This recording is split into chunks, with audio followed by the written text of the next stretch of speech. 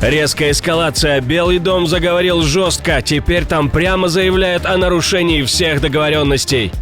Смертельный удар по РФ. Законопроект убийцы ложится на стол президенту. И кислород хотят перекрыть не только Москве. Почему политики вдруг объединились почти без споров? Трамп указывает на выход. Американский президент рвет связи с миром. Внезапный шаг Вашингтона, которого никто не ожидал. К чему готовится хозяин Белого дома и все ли его в этом поддерживают? Два крупнейших города провалились в темноту. Последствия ужасающие. Прекратится ли террор или это была только репетиция чего-то более масштабного? Об этих и других самых главных событиях вечера четверга, 8 января. Самые важные и срочные новости, эксклюзивные подробности. Вы смотрите информационный выпуск «Нехта». Оперативно о событиях в России, Украине, Белоруссии и мире. Раньше и понятнее других. Все, что нужно знать сегодня.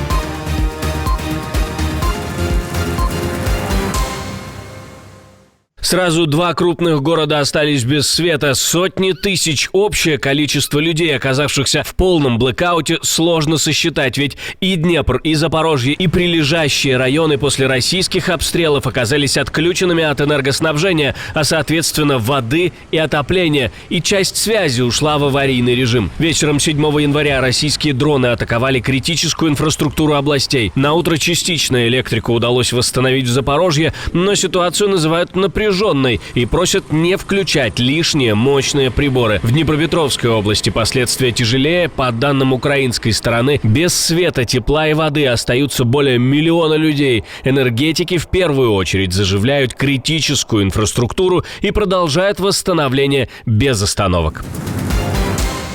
Драконовский законопроект, завоевавший невиданное единство законодателей. В Вашингтоне, похоже, готовят рычаг, который бьет не только по Москве, но и по тем, кто финансирует ее экспорт. Санкции против России, которые могут положить экономику. Пакет ограничений, о котором только говорили пару месяцев назад, пугали россиян, над которым сенатор-республиканец Линдси Грэм работал вместе с демократом Ричардом Блюменталем и другими сенаторами. Теперь получил зеленый свет от президента.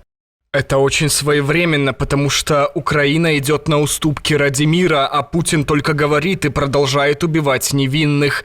Законопроект даст президенту Трампу колоссальный рычаг давления на такие страны, как Китай, Индия и Бразилия, чтобы побудить их прекратить покупать российскую нефть, которая финансирует путинскую кровавую бойню. Ключевая идея – давить не только на Россию, но и на покупателей ее нефти. Законопроект, по словам Грэма, дает Трампу инструмент наказания стран, которые продолжают покупать дешевую российскую нефть. Грэм говорит, что это должно усилить давление и надеется, что голосование по инициативе может пройти уже на следующей неделе. Оборотни в море никто не ожидал, а они, оказывается, существуют. Более того, перевозят российскую нефть. Сразу 5 кораблей поменяли флаг и честно сказали: мы там есть. По данным анализа Sky News, после первого задержания венесуэльского танкера 5 судов сменили флаг за 2 суток, а всего за месяц как минимум 21 санкционный танкер переписался под российский флаг. Хоть вице-президент США и говорит, что судно только прикидывалось российским, это ключевой момент. Смена флага сама по себе не становится магическим щитом. Если регистрация и документы не признаны, судно фактически остается уязвимым для задержания и юридических действий. Поэтому в документах США продолжали оперировать прежней идентификацией. Кто на самом деле стоял за русским флагом танкера, который США взяли под контроль? Новая газета «Европа» пишет, что танкер «Маринера», бывшая «Белла-1», захваченный европейским командованием вооруженных сил США, числится за российской компанией «Буревест Марин», а ее директор и единственный владелец – предприниматель из оккупированного Крыма Илья Бугай. Никак не связано с государством, правда? Вы тоже так думаете? Пишите в комментарии обязательно. Или купим, или отберем. Рыночная экономика может стать похожей на рынки середины 90-х в постсоветских странах. О чем-то подобном заявляют в США, описывая свои планы на Гренландию. События стремительно развиваются. Я знаю, что прошлые президенты и лидеры часто заранее исключали те или иные варианты. Они нередко публично объявляли свою внешнеполитическую стратегию всему миру. Не только союзникам, но что особенно плохо, и противникам. Это не то, что делает этот президент.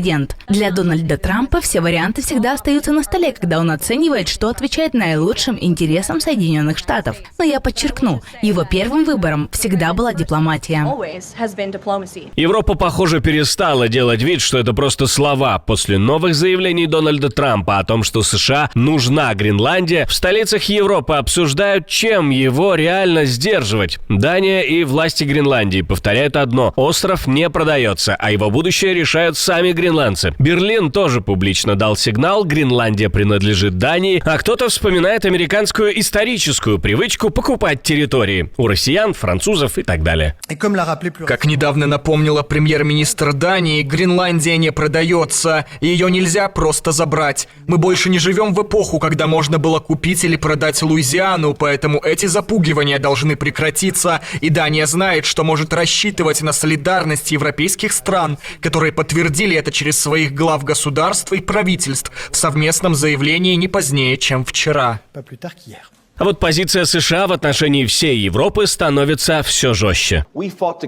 Они скажут: ну, мы вместе воевали во Второй мировой, или мы вместе воевали в войне с терроризмом, и мы за это благодарны. Нам нравится иметь таких союзников, но то, что вы сделали что-то умное 25 лет назад, не означает, что сейчас вы не можете сделать что-то глупое. А президент Соединенных Штатов говорит совершенно ясно: вы плохо справляетесь с ситуацией вокруг Гренландии. Мы заботимся о том, чтобы защитить интересы Америки.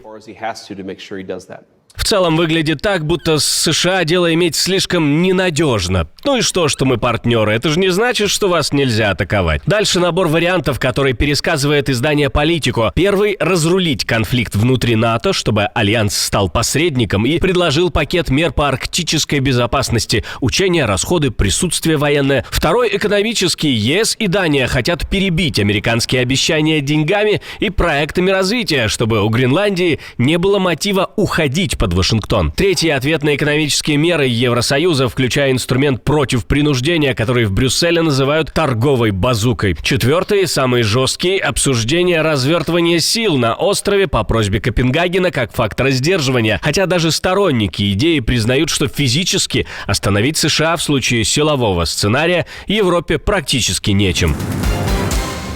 В Вашингтоне резко режут провода международного участия. Дональд Трамп подписал меморандум, который предписывает американским ведомствам как можно быстрее выйти из 66 международных структур и прекратить участие и финансирование там, где это допускает закон. Документ датирован 7 января этого года и прямо перечисляет 31 структуру ООН и 35 организаций вне системы ООН. В списке в том числе и рамочная конвенция ООН об изменении климата, там и обучение, и права меньшинств, и права женщин, межправительственные платформы вроде IPCC, Венецианская комиссия Совета Европы и даже Science and Technology Center in Ukraine. Меморандум объясняет решение тем, что оно основано на докладе госсекретаря, подготовленном в рамках более раннего курса на ревизию поддержки международных организаций. Вот дальнейший обзор, как подчеркивается, еще продолжается. То есть откуда-то выйдут еще. В Пекине читают почту. Правда, почту американских чиновников. Китайская разведка получила доступ к очень щепетильной информации. Китайские хакеры, которых в США связывают с компанией Salt Typhoon, по данным Financial Times, получили доступ к почтовым системам, которыми пользовались сотрудники ключевых комитетов Палаты представителей по Китаю, международным делам, разведке и вооруженным силам. Взломы обнаружили в декабре, при этом пока не ясно, добрались ли атакующие до переписки самих конгрессменов. Этот же Salt Typhoon ранее обвиняли во взломах американских телеком-компаний. Речь шла о доступе к массивам телефонных данных и в отдельных случаях перехвате разговоров, включая разговоры политиков и чиновников. Пекин в ответ отрицает причастность, называя сообщение политически мотивированной дезинформацией. А представитель МИД КНР Мао Нин заявила, что Китай всегда выступал против хакерских атак и еще больше против распространения ложной информации о Китае в политических целях. Один выстрел может изменить все, вплоть до мирового порядка. Миннеаполис снова закипает, и все из-за одного рейда миграционной службы. Женщину застрелили в нескольких кварталах от ее дома, а теперь власти и очевидцы спорят, было ли это самообороной или показательной эскалацией. Город, который в 2020-м стал символом протестов после убийства Джорджа Флойда, снова получает тот же токсичный коктейль – силовики, уличное напряжение и моментальная политизация. Man. Yeah, it's too cold out here though. I don't know what kind of pose those, them bitches.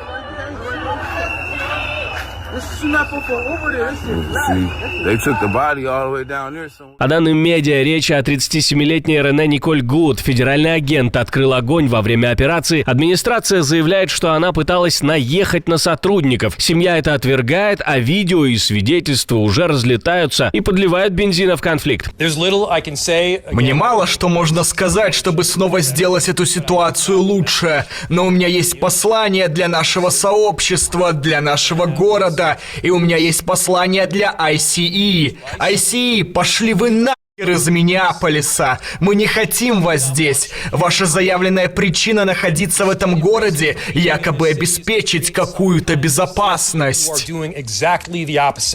Дональд Трамп публично встал на сторону агентов, а на месте быстро начались протесты и требования расследования. Именно потому, что для Миннеаполиса это не просто криминальная история, а триггер старой травмы и новой волны недоверия к федеральным операциям в городе. Любая гибель человека – это трагедия, и думаю, все мы можем согласиться, что в этой ситуации ее можно было предотвратить. Агенты ICE неоднократно приказывали ей выйти из машины и прекратить препятствовать действиям правоохранителей, но она отказалась выполнять их требования. Затем она, по их словам, превратила свой автомобиль в оружие и попыталась наехать на сотрудника правоохранительных органов. Это выглядит как попытка убийства или причинения телесных повреждений агентам. Акт внутреннего терроризма. А в прошлом выпуске мы рассказывали вам, что после операции по задержанию танкера экипаж решили доставить в США для суда. А чтобы 2 раза не вставать, Вашингтон почти сразу взял еще один теневой танкер – «Софию», уже в Карибском море. На этом фоне в Москве первой отреагировало даже не внешнеполитическое ведомство, а Минтранс. А МИД ограничился требованием гуманного обращения с россиянами на борту.